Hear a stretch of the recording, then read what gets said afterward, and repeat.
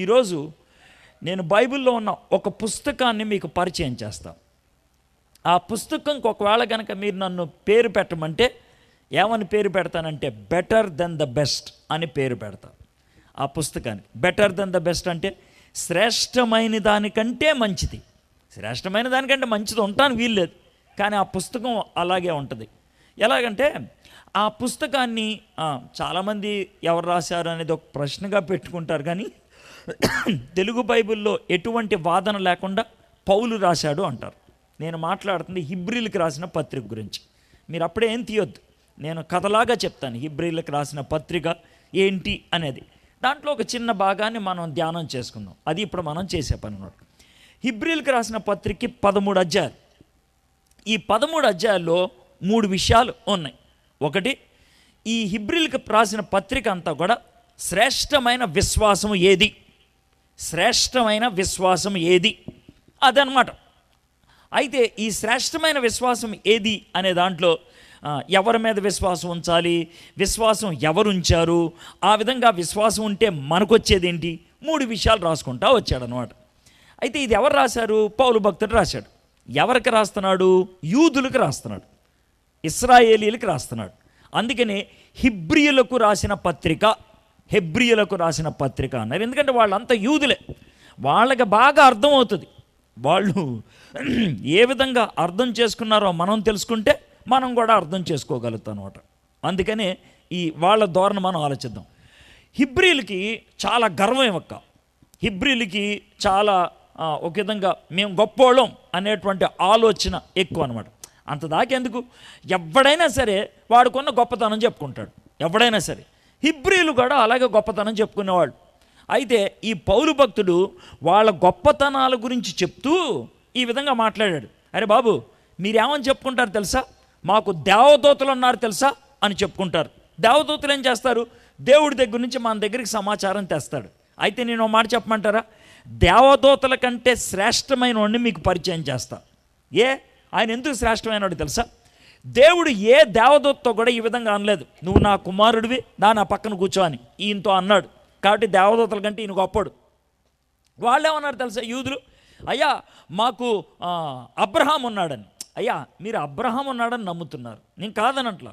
Abraham మంచోడు, గొప్పోడు. Abraham కంటే గొప్పోడు గురించి నేను చెప్తా అని అన్నాడు. వాళ్ళు ఏమన్నాడు తెలుసా? మాకు మోషే ఉన్నాడు తెలుసా, ధర్మశాస్త్రం ఇచ్చాడు. ధర్మశాస్త్రం ఇచ్చాడులే మోషే, కానీ నేనేం చెప్తాను తెలుసా, ధర్మశాస్త్రం చెయ్యలేని పని ఈయన చేసి పెట్టాడు తెలుసా, ఈయన మోషే కంటే గొప్పోడు. ఈ విధంగా దేవదూతల కంటే గొప్పోడు, ప్రవక్తల కంటే గొప్పోడు, అబ్రహాము కంటే గొప్పోడు, మోషే కంటే గొప్పోడు అని ఎవరిని పరిచయం చేశాడు? యేసు ప్రభువుని పరిచయం చేశాడు. ఇది మొదటి 4 అధ్యాయాలు. ఆయన వ్యక్తిత్వం, ఆయన వ్యక్తిత్వంలో ఆయన దేవదూతల కంటే గొప్పోడు, ఆయన ప్రవక్తల కంటే గొప్పోడు, ఆయన మోషే కంటే గొప్పోడు, అబ్రహాము కంటే గొప్పోడు. ఈ విధంగా పరిచయం చేశాడు. ఆ తర్వాత 5వ అధ్యాయం నుంచి 10వ అధ్యాయం దాకా ఏమని రాస్తాడు? మాకు అహరోను ఉన్నాడు తెలుసా, బాగా యాజకత్వం చేస్తాడు. అవునయ్యా అహరోను ఉన్నాడు, నేను కాదనట్లా. అహరోను కంటే ఈయన గొప్పోడు. మాకు మెల్కీషెదెకు ఉన్నాడు, కరెక్టేలే, మీకు మెల్కీషెదెకు ఉన్నాడు, ఈయన మెల్కీషెదెకు కంటే గొప్పోడు. మాకు పెద్ద ప్రత్యక్ష గుడారం ఉంటుంది, ఉన్నదిలే, అది నమూనా మాత్రమే, ఈయన ఒరిజినల్. మాకు రకరకాలైన పూజలు పునస్కారాలు ఉంటాయి. అవునయ్యా మీలో ఏ పూజ ఉన్నా, ఏ పునస్కారం ఉన్నా, ఏ యాజకుడు ఉన్నా వాడు ఏం చేస్తాడు? ఓసారి బలి అర్పించి మళ్ళీ లైన్లో నుంచి ఉంటాడు. ఎందుకని? మళ్ళీ బలి అర్పించడానికి. అయితే నేను చెప్పేటువంటి ఈయన ఉన్నాడే, ఈయన సూపరు. ఏ తెలుసా, జీవితంలో ఒకే ఒకసారి బలి అర్పించాడు, ఇక పని అయిపోయింది. ఆయన వచ్చి కుర్చీలో కూర్చున్నారు.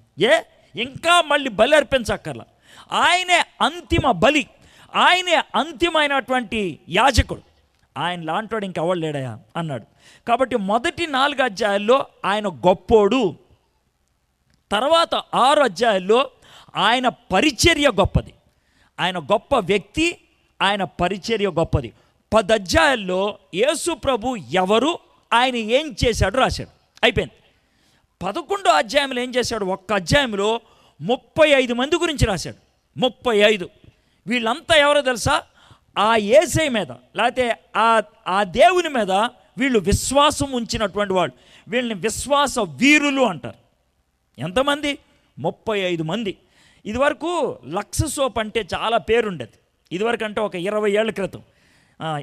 ఆ లక్స్ సోప్ మీద ఎవరో ఒక సినిమా తార యొక్క ఫోటో ఉండేది.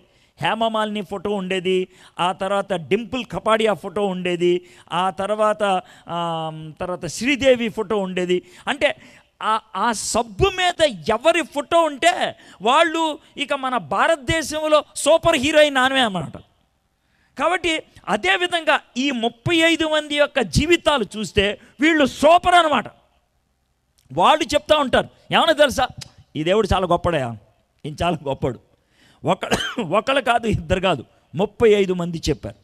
మనం వ్యాపార ప్రకటనలో మనం కొంతమందిని వాడుకుంటూ ఉంటారు. ధోనీని వాడతారు, విరాట్ కోహ్లీని వాడుతూ ఉంటారు. వాళ్ళకి కోట్లు ఇస్తారు. షారుఖ్ ఖాన్కి వాడుతూ ఉంటారు, కోట్లు ఇస్తారు. వాళ్ళు ఈ సబ్బు నేను వాడతా, లేకపోతే ఈ గిన్నె నేను వాడతా అని అంటే అందరూ కొరుక్కుంటూ వెళ్ళిపోతారు అనమాట. ఇది వాళ్ళు చేసేటువంటి పని. అయితే ఇక్కడ దేవుడు ఏం చేశాడు తెలుసా, 35 మందిని చూడా వీళ్ళంతా వాడారు ఈ పరికరాన్ని అని అన్నారు. ఇది 11వ అధ్యాయం. 10 అధ్యాయాలు ఆయన ఎవరు, 11వ అధ్యాయం ఆయన నమ్ముకున్న వాళ్ళు ఎవరు, 12, 13 అధ్యాయాలు. అయ్యా ఎంతమంది చెప్తుంటే, ఇంత గొప్ప సాక్ష్య సమూహం ఉంటే నీకేంటంట, నువ్వు వెంబడించాయా అని చెప్పారనమాట.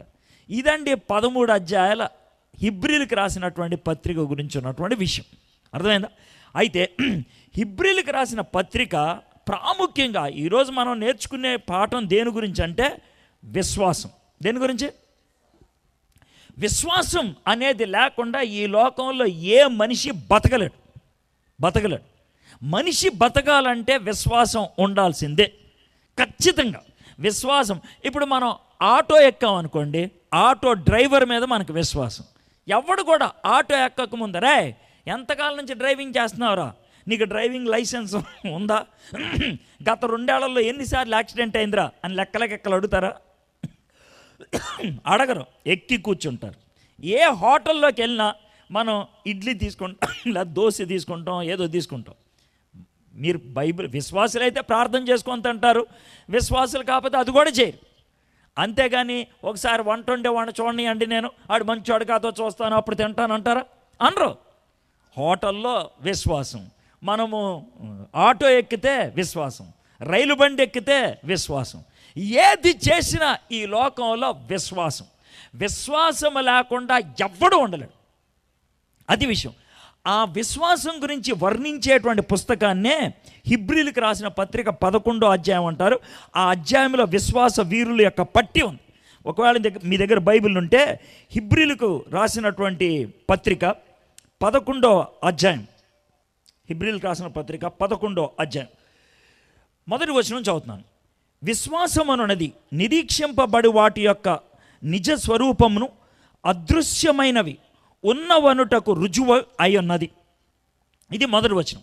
నేను 1వ వచనం నుంచి 7వ వచనం దాకా ఊరికనే చదువుకుంటూ వెళ్తూ కొంచెం వర్ణించుకుంటూ వెళ్తాను.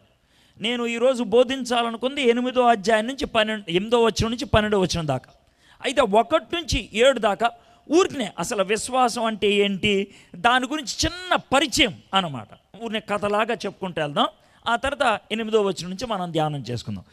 విశ్వాసం అనేది నిరీక్షింపబడి వాటి యొక్క నిజ స్వరూపమును అదృశ్యమైనవి ఉన్నవన్నట్టుకు రుజువై ఉన్నది. విశ్వాసం అంటే ఏంటి అన్న దాన్ని ఇక్కడ వర్ణిస్తున్నాడు. ఇదేంటో మీకు ఒక చిన్న ఉదాహరణ చెప్తే అప్పుడు మళ్ళీ వచనం చదివితే మీకు అర్థమవుతుంది. ఒకవేళ నేను ఈ విధంగా అన్నాను అనుకో, నా జోబులో ₹1,00,000 ఉన్నాయి అని అన్నాను అనుకోండి, మీలో 2 రకాలైన మనుషులు ఉంటారు. ఒక రకమైన మనిషి ఏంటి తెలుసా, ₹1,00,000 ఉన్నాయా, అయితే బజార్ వెళ్దామా, ఏమైనా కొనుక్కుందామా అనేవాళ్ళు. మీలో కొంతమంది ఏమంటారు తెలుసా, ₹1,00,000 ఉన్నాయా, నాకు 50,000 ఇవ్వా అని అంటారు. అంటే నా దగ్గర ₹1,00,000 ఉన్నాయి అనగానే బజార్ వెళ్దామా, ఏమన్నా కొనుక్కుందాం, నాకు 50,000 అప్పిస్తావా, నాకు అర్జెంట్ ఉన్నది అలా అన్నారంటే నా దగ్గర ₹1,00,000 ఉన్నాయి అన్నది నమ్మారా లేదా? మీరు నమ్మేశారు, అవునా? అయితే నేను ₹1,00,000 చూపించానా? చూపించలా, కేవలం నేను మాట చెప్పా, అంతే కదా. మాట చెప్పంగానే మీరు నమ్మేశారు. నమ్మి దానికి అనుగుణంగా ఇది చేద్దామా అది చేద్దామా అని అన్నారు. ఒకవేళ మీలో ఎవరైనా నా గురించి సరిగ్గా తెలియని వాళ్ళు ఉన్నారనుకో, ₹1,00,000 ఉన్నాయా, నేను మొహం చూస్తారా లేదు ఒకసారి చూపి అని అన్నారనుకో, నేను జోబులోంచి ఇలా ₹1,00,000 తీసి చూపించాను అనుకో, రూపాయలు చేత్తో చూపించిన తర్వాత విశ్వాసము అనే మాటకి అర్థం ఉంటుందా? ఒకసారి చెప్పండి, అర్థం ఉంటుందేగా? ఉండదు. ఎందుకంటే చూపించేసానుగా. ఇక చూపించిన తర్వాత ఇంకా విశ్వాసం అనే మాట ఏముంది? అవునా? చూడకుండా చెప్పి నమ్మితే దాన్ని విశ్వాసం అంటారు. అవునా కదా? చూడకుండా నమ్మితే దాన్ని విశ్వాసం అంటారు. అవునా కదా? మీలో కొంతమందికి దేవుణ్ణి చూపిరా నేను నమ్ముతాను అని అంటే, చూపించిన తర్వాత నువ్వు నమ్మేదేంటి? చూపించిన తర్వాత నువ్వు నమ్మేదేంట్రా? చూడకముడు నమ్మితే అది గొప్ప. చూపించిన తర్వాత ఇంకేముంది? నమ్మకం అనే మాటకు అర్థం ఉందా? దాన్నే ఇక్కడ మొదటి వచనంలో రాస్తున్నారు. ఇప్పుడు మళ్ళీ చదువుతాను చూడండి, మొదటి వచనం మీకు అర్థం అవుద్ది. విశ్వాసం అనున్నది నిరీక్షింపబడి వాటి యొక్క నిజస్వరూపమును, అదృశ్యమైనవంటే కంటికి కనబడినవి ఉన్నవనుటకు రుజువునై ఉన్నది. కంటికి కనబడదు కానీ ఉన్నది అని మనం నమ్ముతాం. దాన్ని విశ్వాసం అంటారు. నా షర్ట్ బాగుందా? అయ్యగారి కోట్ అంత బాగోదు కానీ మామూలు ఉంది కదా, బాగుంది కదా షర్ట్. అయితే ఈ షర్టు ఈ విధంగా బటన్లు, ఇక్కడ ఒక జోబు ఇలా రావడానికి కారణం ఎవరు? నువ్వు చూసావా? నువ్వు చూసావా అంట. టైలర్ అంట, పెద్ద ఆవిడేదో అంటుంది. ఏం టైలర్ అని కాదు. మా ఇంట్లో ఏం చేస్తాను తెలుసా? మనం బట్టల కొట్టులోకి వెళ్ళి 2 మీటర్లు బట్ట కొనుక్కొచ్చి డబ్బాలో వేసి అరగంట ఊపితే ఇది వస్తుంది తెలుసా? నిజం. నమ్ముతారా మీరు? అదే నమ్మరు. మీరు టైలర్ని చూసారా? చూడలా, కానీ ఖచ్చితంగా తెలుసు ఎవడో ఒక టైలర్ కుడితే అలా వచ్చింది. అవునా కదా? దాన్ని విశ్వాసం అంటారు. గుడ్డిదా ఈ విశ్వాసం? కాదు. ఎందుకో తెలుసా? ఈ ఆకారం రావాలి, ఈ పద్ధతి రావాలంటే వెనకాల ఎవరు ఉండాలి? ఒక కారకం ఉండాలి. అవునా కదా? అది మనం నమ్మేదన్నమాట. ఇప్పుడు 2వ వచనం చూద్దాం. దానిని బట్టియే పెద్దలు సాక్ష్యము పొందిరి. ఇప్పుడు చూద్దాం 3వ వచనం. ప్రపంచములు దేవుని వాక్యము వలన నిర్మాణమైనవనియు, అందును బట్టి దృశ్యమైనది కనబడేడు పదార్థములచే నిర్మింపబడలేదనియు విశ్వాసము చేత గ్రహించుచున్నాము. అయితే ఈ విశ్వం గురించి ఆలోచిద్దాం. ఈ ప్రపంచంలో మనుషులు 2 రకాలు ఉంటారు. ఒకళ్ళు ఏమని నమ్ముతారంటే, ఈ ప్రపంచం ఇంత పెద్దది ఉందంటే దీని వెనకాల ఒక దేవుడు ఉన్నాడని. ఇది కొంతమంది నమ్ముతారు. కొంతమంది ఎక్కడున్నాడు రా దేవుడు, ఉంటే నాకు చూపి, దేవుడు లేడు ఎవడు అది అలాగే వచ్చింది. ఇది వాడి నమ్మకం. ఇడిది నమ్మకమే, ఆడిది నమ్మకమే. అయితే కొంతమంది ఎద్దవ తెలివితేటలు ఉపయోగించి దేవుడు లేదు అనేది శాస్త్రం అంటారు. అది శాస్త్రం కానే కాదు. అది అర్థమైందా? శాస్త్రం ఏం చెప్తుంది అని అంటే, ఖచ్చితంగా వెనకాల కారకం ఉండాలని. మీకు సరదాగా ఒక విషయం చెప్తాను, దాంతో మీకు అర్థమవుద్ది. మీకు చిన్నప్పుడు ఈ కథ తెలుసా? ఏది? అనగనగా ఒక ఊరిలో రాజుగారికి బాగా తెలుసు మీకు ఆ కథ చెప్తాను మీకు ఒకసారి. అనగనగా ఒక ఊరిలో రాజుగారు అంటే, రాజుగారికి 7 కొడుకులు. 7 కొడుకులు వేటకెళ్తే 7 చేపలు పట్టారు. 7 చేపలు ఎండేస్తే ఒక చేప ఎండలేదు. చేప ఎందుకు ఎండలేదు అని అంటే, గడ్డిమోపు అడ్డు వచ్చింది. గడ్డిమోపు ఎందుకు అడ్డు వచ్చి అంటే, ఆవు నన్ను మేలేదు. ఆవు ఎందుకు మేలేదు అంటే, పాలోడు ఎప్పలేదు. ఎరా ఎందుకు ఎప్పలేదు అంటే, అవ్వ ఊపట్లేదు. అవ్వ ఎందుకు ఊపట్లేదు అంటే, పిల్లవాడు ఏడుస్తున్నాడు. ఎరా పెనలేదరా నీకు ఎందుకు ఏడుస్తున్నావు అంటే, చేమ కొట్టింది. చేమ ఎందుకు కుట్టావు అంటే, నన్ను వచ్చి గెలికాడాడు, అందుకే నేను కుట్టాను. ఇదే కదా విషయం. అయితే ఇది సరదాగా మీరు వినేశారు, కానీ దీంట్లో ఒక విషయం ఉంది. ఏంటి తెలుసా? దీంట్లో ఏం జరిగినా దాని వెనకాల ఒక కారణం ఉంది. ఏం జరిగినా చేమ ఎందుకు కుట్టిందంటే ఆడికి కెలికాడు, అందుకే కుట్టింది. అర్థమైందా? ఆడు ఎందుకు ఏడ్చాడంటే చేమ కొట్టింది. అవ్వ ఎందుకు బోపెట్టలేదంటే ఆడిని ఏడుపు ఆపించడానికి ట్రై చేస్తూ ఉంది. పాలోడు ఎందుకు రాలేదంటే ఫుడ్ లేదు కాబట్టి ఆడు నీరసంగా ఉన్నాడు. అర్థమైందా? ప్రతి దాని వెనకాల ఒక కారణం ఉంటుంది. ఇది శాస్త్రం. మీకు అంతదాకెందుకు, సులభమైనటువంటి ఒక పద్ధతి చెప్తా. ఏంటి తెలుసా శాస్త్రం అంటే ఏంటనేది? మీరు గోదావరి ఒడ్డున నడుచుకుంటే వెళ్తున్నారు. ఇసుక ఉన్నది అనుకుందాం, గోదావరి ఒడ్డున లేదా సముద్రం ఒడ్డున. ఓకే, ఇసుక మేటేసి ఉంటుంది కదా. ఇసుక చక్కగా నీళ్ళకి లేదా ఒక అలలుగా ఉంటుంది కదా, బాగుంటుంది. అలా చూసుకుంటూ వెళ్తున్నప్పుడు ఎక్కడైనా చిన్న ఇసుకతో గుడిసి కట్టుకుంటారే, మట్టి ఇసుకతో గూడు కట్టుకుంటారు. అలాంటి గూడు ఎక్కడైనా కనబడింది అనుకోండి, మీకేమర్థం అవుతుంది చెప్పండి నాకు? అలాంటి ఇసుకలో ఒక గూడు కనబడితే మీకేం అర్థం అవుద్ది? ఎవరో పిల్లలు వచ్చి ఆడుకొని వెళ్ళారు. పిల్లలు ఆడుకోవడానికి రాకపోతే అక్కడ గూడు వస్తుందా? అయితే అక్కడికి ఎవడైనా నాలాంటి వాడు వచ్చి, ఈ గూడు ఎలా అయిందో తెలుసా, సముద్రం కెరటాలు ఎలా తిరగటం బట్టి గూడు అయిపోయింది అని అన్నాడు అనుకో, ఆయన ఏమంటావు నువ్వు? ఏమంటారు చెప్పండి? మీ నోటితో గట్టి చెప్పాలకు పిచ్చోడనరా. అది విషయం. నీకు కనబడకపోవచ్చు ఆ బాబు, కానీ అది చూస్తే అర్థమవుతుంది దీని వెనకాల ఒక కారకం ఉండాలి అనేసి. అవునా కదా? ఇదే 3వ వచనం. ఏమన్నా తెలుసా? ఎంత పెద్ద విశ్వం, ఓ పద్ధతి, ఒక విధానం, ఒక క్రమం ఉన్నదంటే దీని వెనకాల ఎవరు ఉండాలా? ఖచ్చితంగా దేవుడు ఉండాలి. ఓ పద్ధతి కలిగినటువంటి దేవుడు ఉండాలి. మా కంటికి కనబడకపోవచ్చు, కానీ మనం నమ్ముతాం. టైలర్ని చూడలా, కానీ టైలర్ అని నమ్మావు నువ్వు. బాబును చూడలా, బాబు అని నమ్మావు నువ్వు. అవునా కదా? అదేవిధంగా దేవుడు చూడలా, కానీ దేవుడు ఉండాలి. లేకపోతే ఇంత పెద్దది ఎలా వస్తుంది? అదే 3వ వచనం. చూద్దామా? 3వ వచనం మళ్ళీ చదువుతున్నాను, మీకు అర్థమవుతుంది. ప్రపంచములు దేవుని వాక్యం వలన నిర్మాణమైనవనియు అందును బట్టి దృశ్యమైనది, అంటే కనబడేటువంటి ప్రపంచము కనబడేటి పదార్థములచే నిర్మింపబడలేదని విశ్వాసము చేత గ్రహించుచున్నాను.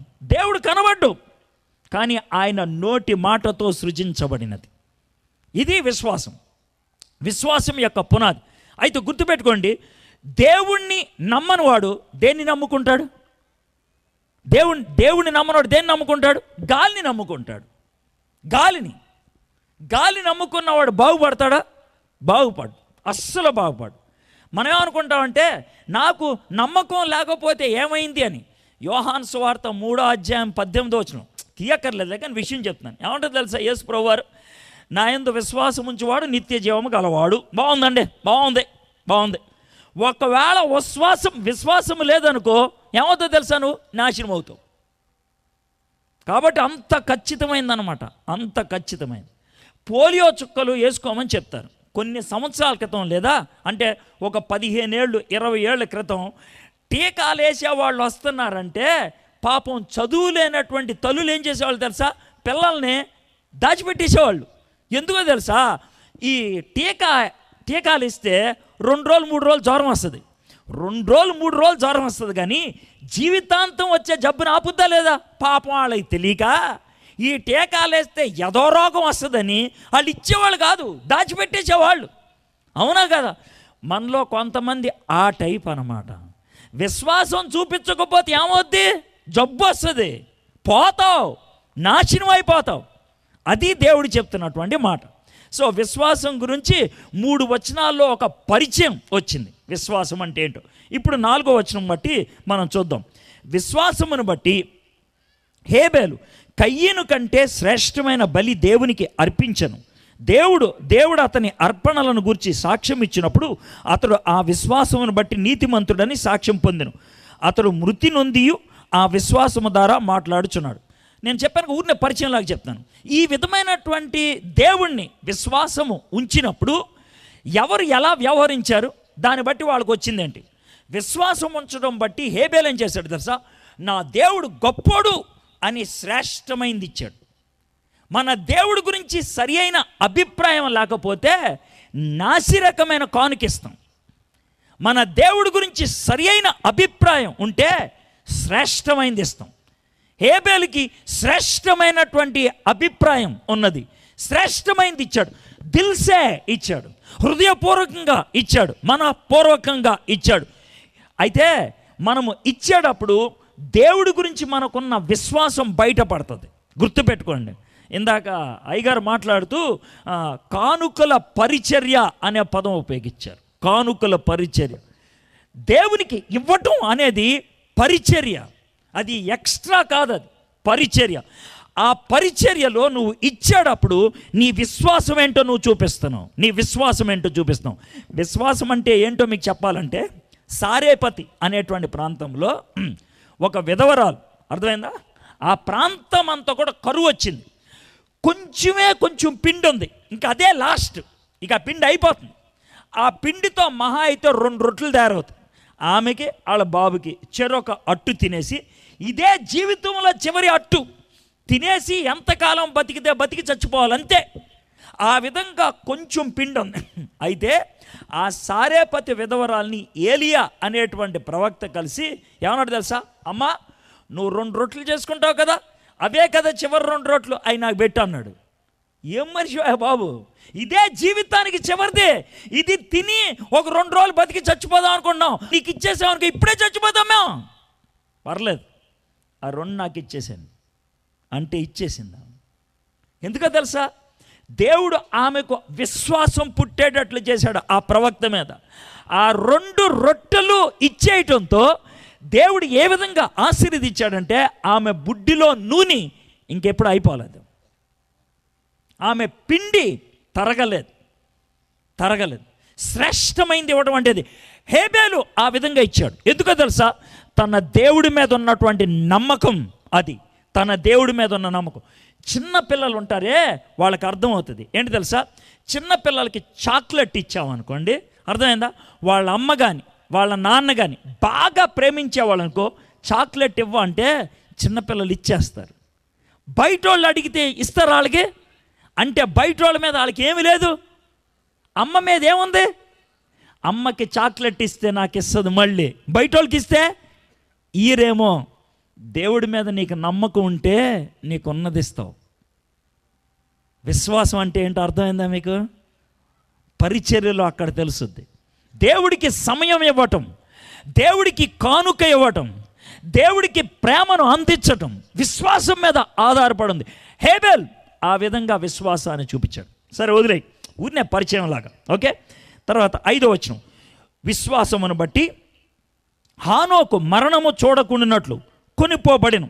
అతడు కొనిపోబడిన మునుపు దేవునికి ఇష్టుడై ఉండెనని సాక్ష్యము పొందెను. కాగా దేవుడు అతన్ని కొనిపోయాను కనుక అతడు కనబడలేదు. హానోకు గురించి ఒక మాట చెప్పాలంటే, హానోకి 65 ఏళ్ళు వచ్చినప్పుడు ఓ బాబు పుట్టాడు. హానోకి 65 ఏళ్ళు వచ్చినప్పుడు ఓ బాబు పుట్టాడు.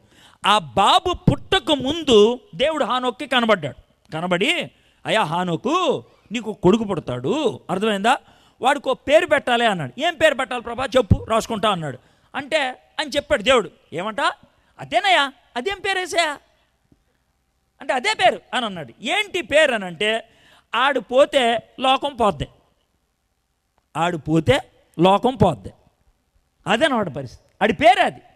ఆడు చచ్చిపోతే లోకం చచ్చిపోద్ది, ఆడు పోతే లోకం పోద్ది.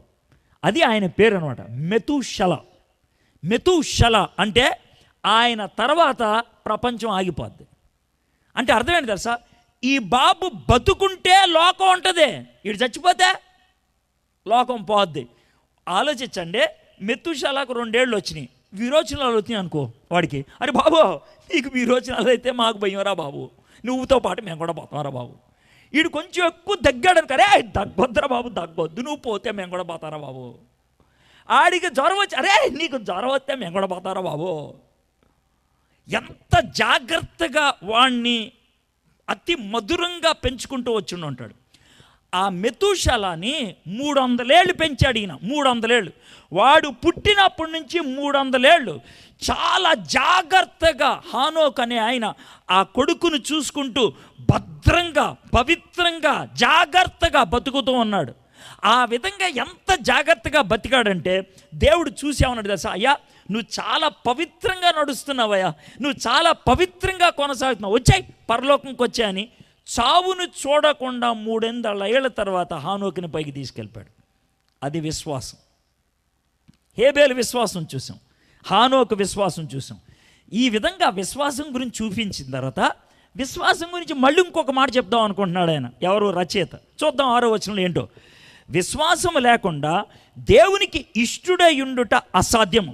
దేవుని యొద్దకు వచ్చువాడు ఆయన ఉన్నాడని, తన్ను వెదుకు వారికి ఫలము దయచేవాడను నమ్మవలెను కదా.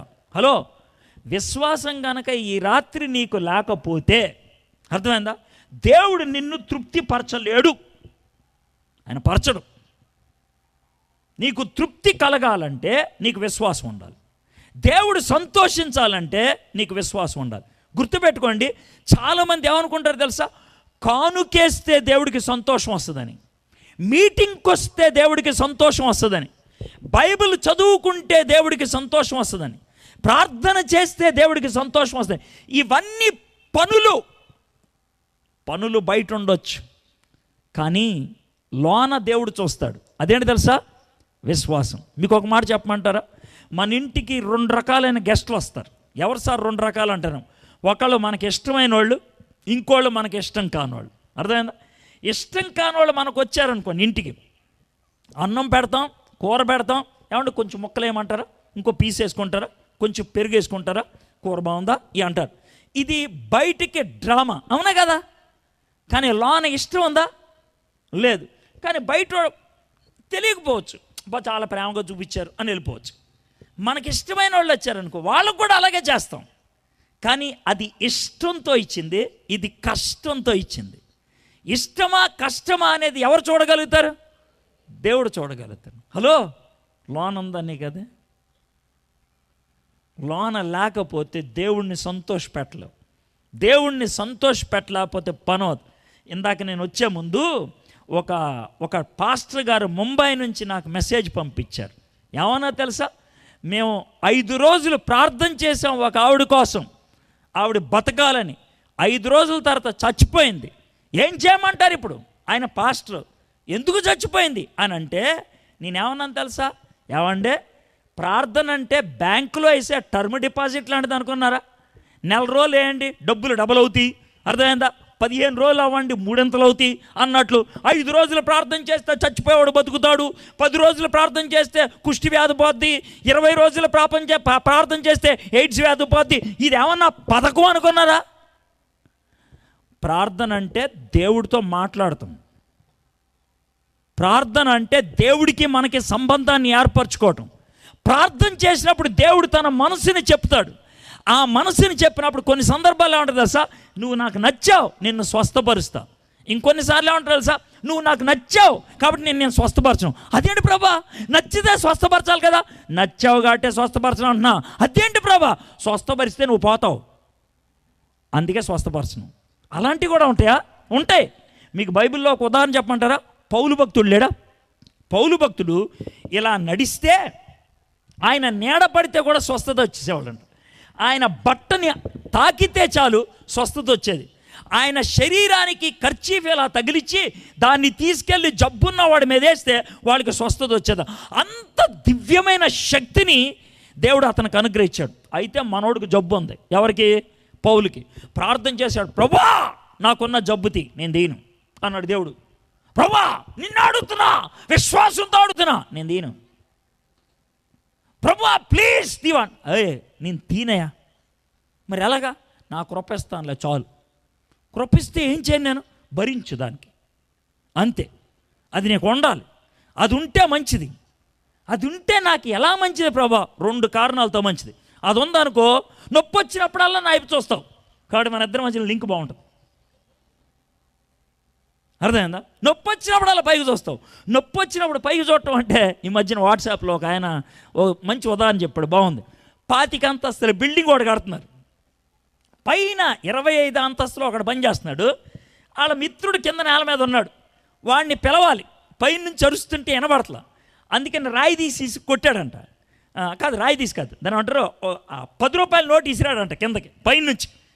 మిత్రుడు కదా అని 10 రూపాయల నోటు ఇరిస్తే ఆడ 10 రూపాయలు కింద పడంగానే మడిచిపెట్టి అటు ఇటు చూసి జోలు పెట్టించుకున్నాడంట. అర్థమైందా? ఇటు 10 రూపాయలకి చూడలేదు పైకి అని 50 రూపాయలు ఇసిరాడంట. అది కూడా అంతే, మడిచిపెట్టి జోలు పెట్టుకున్నాడు. లాభం లేదని ఆయన రాయించుకొని కొట్టాడంట. కొట్టగానే ఎవడా అని పైకి తీశాడంట.